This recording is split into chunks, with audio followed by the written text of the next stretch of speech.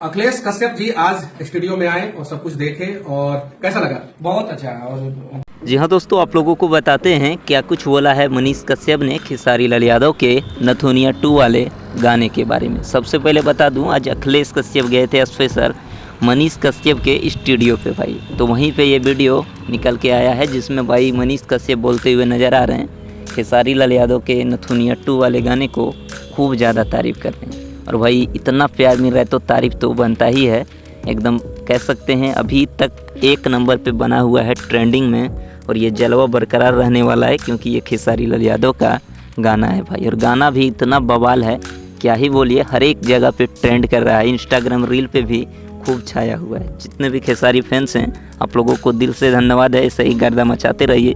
मिलते हैं फिर नेक्स्ट वीडियो में। थैंक्स फॉर वॉचिंग भाई, लव यू ऑल।